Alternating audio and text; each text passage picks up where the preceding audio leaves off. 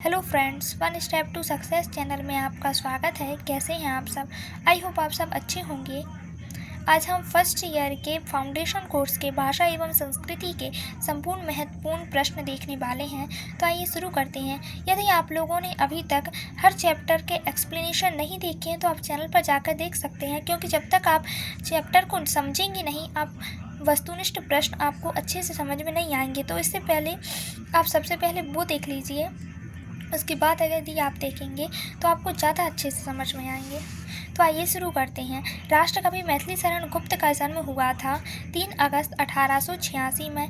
मैथिली शरण गुप्त का जन्म कहाँ माना जाता है? तो चिरगांव, झांसी, उत्तर प्रदेश में। किसके संपर्क में आने के बाद गुप्त जी ने खड़ी बोली में रचना प्रारंभ की थी? महावीर प्रसाद द्विवेदी जी।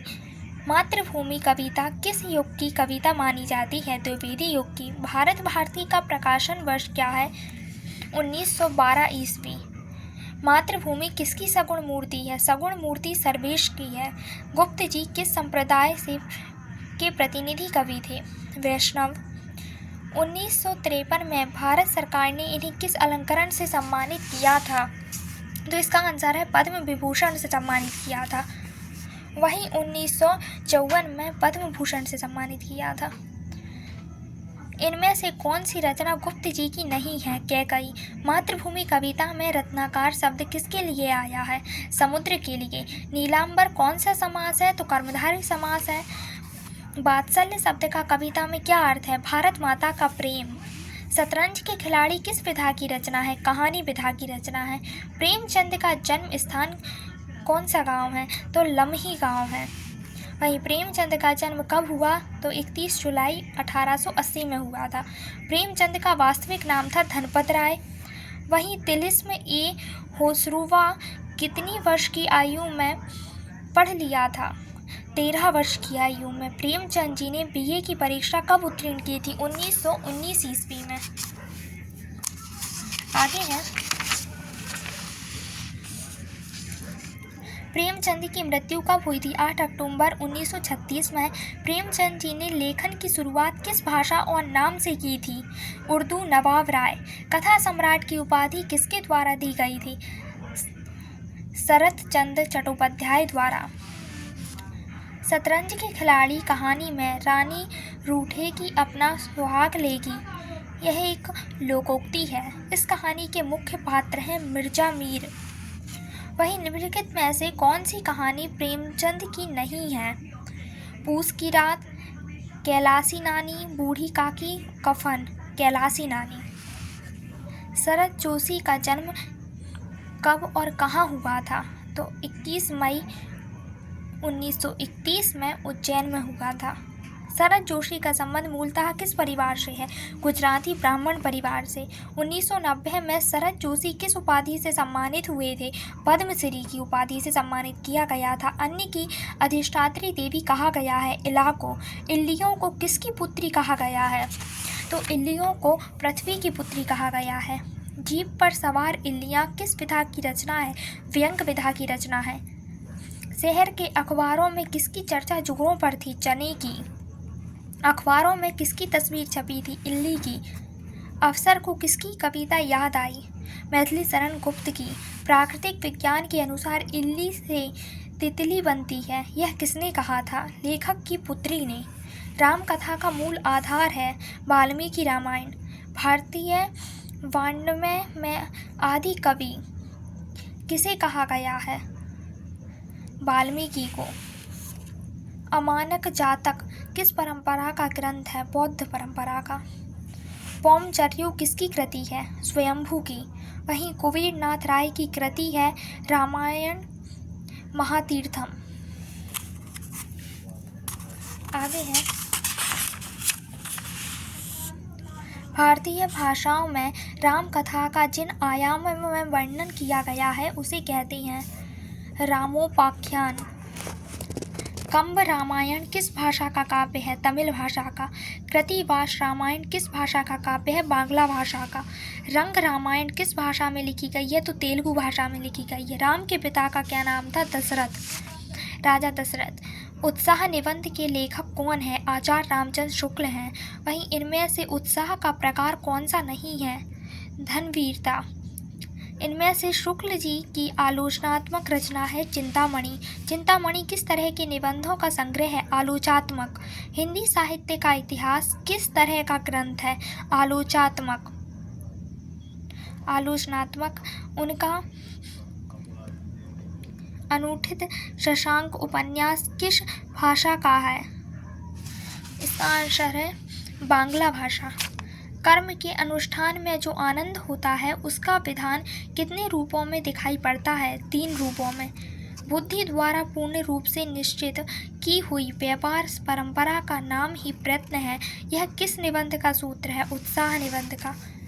शुक्ल जी का अनुदित ग्रंथ विश्व प्रपंच मूलतः किस भाषा का है? अंग्रेजी भाषा का। वहीं सूर तुलसी जायसी ग्रंथावली किसकी है? आचार्य रामचंद्र शुक्ल की। प्रकृति ने भारतवर्ष को भी एक स्वतंत्र देश के रूप में सिरजा है, जो दुनिया से अलग और अपने आप में पूर्ण है तथा जिसके भीतर बसने वाले सब लोग भारतीय हैं। किसका कथन है? तो रामधारी सिंह दिनकर जी का। वहीं भारतवर्ष के नक्शे को ध्यान से देखने पर यह साफ दिखाई पड़ता है कि इस देश के प्राकृतिक दृष्टि से भाग हैं, 3 भाग हैं। भारत का कोई भी भाग समूचे भारत से अलग जाकर स्वतंत्र होने की चेष्टा करे, यह अस्वाभाविक बात है। किसने कहा है? दिनकर ने। पहाड़ों और समुद्रों से घिरे हुए इस विशाल देश में जो मौलिक एकता का भाव है वह किसकी देन है? भूगोल की देन है। आगे है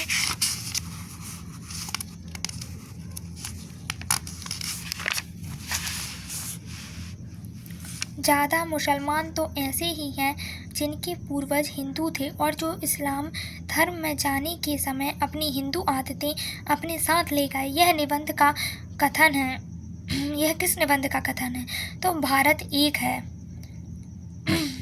भारतीय जनता की एकता के असली आधार हैं भारतीय दर्शन और साहित्य। फारसी लिपि को छोड़ दें तो भारत की अन्य सभी लिपियों की वर्णमाला एक ही है। रामधारी सिंह दिनकर का जन्म कब हुआ था? 23 सितंबर 1909 में। वहीं दिनकर जी भारत सरकार के हिंदी सलाहकार कब से कब तक रहे? तो 1965 से 1971 ईस्वी तक। वहीं संस्कृत के 4 अध्याय ग्रंथ कब प्रकाशित हुआ? 1956 में। दिनकर जी किस विश्वविद्यालय में हिंदी के प्राध्यापक व विभागाध्यक्ष रहे? बिहार। दिनकर जी को ज्ञानपीठ से किस रचना के लिए सम्मानित किया गया था? उर्वशी। दिनकर जी को पद्म विभूषण से कब सम्मानित किया गया था? 1959 में। संस्कृति के 4 अध्याय के लिए दिनकर जी को कहाँ से सम्मान मिला था? साहित्य अकादमी। इनमें से कौन सी कृति दिनकर जी की नहीं है? हुंकार, साकेत, रसवंती, रेणुका। साकेत, क्योंकि साकेत मैथिली शरण गुप्त जी की रचना है। आगे है द्वापर युग की ऐतिहासिक घटना महाभारत पर आधारित दिनकर जी के प्रबंध काव्य का नाम है कुरुक्षेत्र। हे राम किसकी रचना है? रामधारी सिंह दिनकर जी की। धर्म, नैतिकता और विज्ञान किस सन की रचना है? 1969 की। शंकराचार्य ने कितने ज्योतिर्लिंगों की स्थापना की? 12 ज्योतिर्लिंगों की। श्रृंगेरी मठ कहाँ स्थित है? दक्षिण भारत में। वैशेषिक दर्शन किसका है? कणाद का। वहीं पूर्व मीमांसा के प्रवर्तक कौन थे? जैमिनी। चांडाल को गुरु मान जिन श्लोकों से उनकी वंदना की उसका नाम है मनीष पंचक। कृष्ण के विषय में माता को बताने के लिए शंकराचार्य ने जिस अष्टक की रचना की उसका नाम है कृष्णाष्टक। शंकराचार्य ने माँ को अद्वैत दर्शन समझाने हेतु किस ग्रंथ की रचना की थी?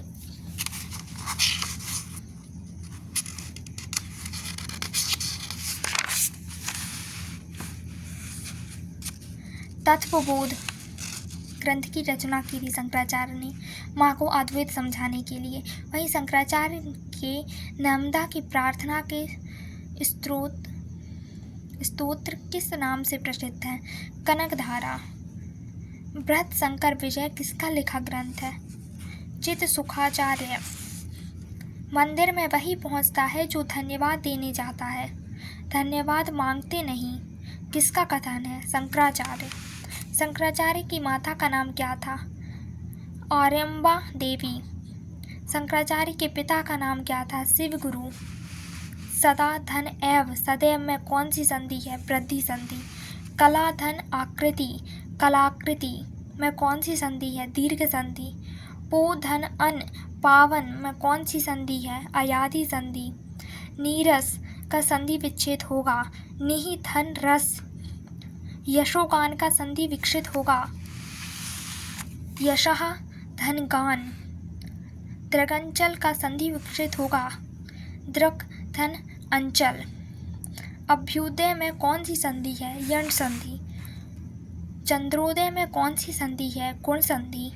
उत धन हार, उद्धार में कौन सी संधि है? व्यंजन संधि। तत् धन उपरांत में संधि का सही रूप होगा तदुपरांत। निम्नलिखित में से वज्र का पर्यायवाची शब्द कौन सा है? कुलिस। निम्नलिखित में से शरीर का पर्यायवाची शब्द कौन सा है? बपू। निम्नलिखित में से कौन सा शब्द प्रकाश का पर्यायवाची शब्द नहीं है? तो पुलिन, दीप्ति, धुति, प्रभा। पुलिन प्रकाश का पर्यायवाची शब्द नहीं है। निम्नलिखित में से कौन सा शब्द सिंह का पर्यायवाची शब्द नहीं है? तो भृंगराज। निम्नलिखित में से कौन सा शब्द विवाह का पर्यायवाची शब्द नहीं है? तो प्रणय। विवाह का पर्यायवाची शब्द नहीं है।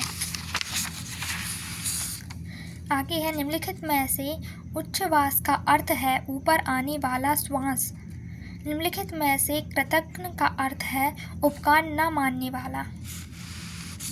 निम्नलिखित में से चित्रान्वेषण का अर्थ होगा दूसरे के अवगुण देखना। निम्नलिखित में से सव्यसाची का अर्थ है बाएं हाथ से भी बाण चलाने वाला। अपने कर्तव्य का निर्णय न करने वाला कहलाता है किंग कर्तव्य विमूढ़। कुश की नोक की तरह तेज बुद्धि वाला व्यक्ति कहलाता है कुशाग्र बुद्धि। चिकित्सा का अर्थ होता है कार्य करने की इच्छा। अनाहूत का अर्थ है जो बिना बुलाए आया हो, जिसे प्रमाण से सिद्ध न किया जा सके अथवा जिसकी नाप तौल संभव न हो, उसे कहते हैं अप्रमेय। क्षीणकाय का अर्थ होता है दुबले पतले शरीर वाला। निम्नलिखित में से कौन सा शब्द अनाविल का विलोम शब्द है? आविल। निम्नलिखित में से कौन सा शब्द हर्ष का विलोम शब्द है? विषाद। हर्ष का विषाद। निम्नलिखित में से कौन सा शब्द वैमनस्य का विलोम शब्द है? सौमनस्य। निम्नलिखित में से कौन सा शब्द अपकर्ष का विलोम शब्द है? उत्कर्ष। अपकर्ष का उत्कर्ष। निम्नलिखित में से कौन सा शब्द प्रतीचि का विलोम शब्द है? प्राचीन। निम्नलिखित में से कौन सा शब्द अर्वाचीन का विलोम शब्द है? प्राचीन। निम्नलिखित में से कौन सा शब्द मूढ़ का विलोम शब्द है? विद्वान। निम्नलिखित में से कौन सा शब्द आकर्षण का विलोम है? आकर्षण का विकर्षण। तिमिर का विलोम शब्द है प्रकाश। वहीं निम्नलिखित में से कौन सा शब्द विधि का विलोम शब्द है? तो निषेध। अंग्रेजी के रिलीजन शब्द का सही अनुवाद होगा, अंग्रेजी के रिलीजन शब्द का सही अनुवाद होगा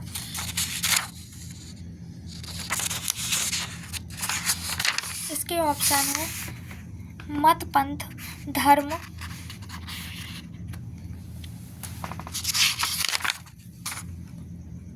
धार्मिक। इनमें से कोई नहीं। तो इनमें से कोई नहीं। प्राचीन भारत में प्राकृतिक आपदाओं से प्रजा को मुक्त करने हेतु राजाओं के पास विशेष संचित धन राशि कहलाती थी धर्मकोश। भारतीय चिंतन में धर्म के दो कार्य बताए गए हैं। पहला कार्य है कर्म, तो दूसरा कार्य है अध्यात्म। याज्ञवल्क्य स्मृति में धर्म के कितने लक्षण बताए गए हैं? 9। भारतीय संस्कृति में पहला पुरुषार्थ कौन सा माना गया है? धर्म। धर्म, अर्थ, काम, मोक्ष 4 पुरुषार्थ बताए गए हैं, जिसमें पहला पुरुषार्थ है धर्म। अद्वैत सिद्धांत के प्रवर्तक दार्शनिक हैं आदि शंकराचार्य। अहम ब्रह्मास्म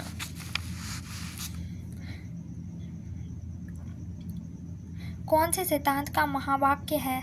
अद्वैत सिद्धांत का। अद्वैत सिद्धांत के अनुसार परम तत्व कौन सा है? ब्रह्म। ब्रह्म का स्वरूप लक्षण है सच्चिदानंद। सच्चिदानंद में सत का अर्थ है अस्तित्व में होना। आदि शंकराचार्य के गुरु का नाम है गोविंदाचार्य। भाषा का पहला संबंध है बोलने से। भाषा का मानकीकरण है विकल्पों में से एक का चयन। शासन, प्रशासन एवं राजकाज की भाषा कहलाती है राजभाषा। भाषा की तुलना में बोली का क्षेत्र होता है सीमित होता है। भाषा का क्षेत्र विस्तृत होता है और वहीं बोली का क्षेत्र सीमित होता है। जब कोई बोली भौगोलिक विस्तार के कारण किसी प्रांत या उपप्रांत में प्रचलित हो जाती है तब कहलाती है विभाषा। अवधारणा का स्वरूप है अमूर्त। अवधारणा का स्थान महत्वपूर्ण है सिद्धांत निर्माण की प्रक्रिया में। वहीं अवधारणा से स्पष्ट होता है विशिष्ट अर्थ। अवधारणा की सृष्टि होती है अनुभवजनित तथ्यों के आधार पर। अनुसंधान की प्रक्रिया में अवधारणा है परिवर्तनशील। आर्थिक उदारीकरण का उद्देश्य है स्वतंत्र बाजार व्यवस्था का निर्माण करना। आर्थिक उदारीकरण की स्थिति में व्यापार व्यवस्था में सरकारी हस्तक्षेप कम हो जाता है। आर्थिक उदारीकरण की प्रक्रिया में शामिल नहीं है निजीकरण नहीं है। पूर्व राष्ट्रपति डॉक्टर APJ अब्दुल कलाम की पूरा मॉडल योजना केंद्रित थी ग्रामीण विकास पर। भारत में आर्थिक उदारीकरण का सकारात्मक प्रभाव नहीं पड़ा कृषि के क्षेत्र में। कंप्लीट हो गया है। वीडियो पसंद आई हो तो वीडियो को लाइक, शेयर और चैनल को सब्सक्राइब करना ना भूलें।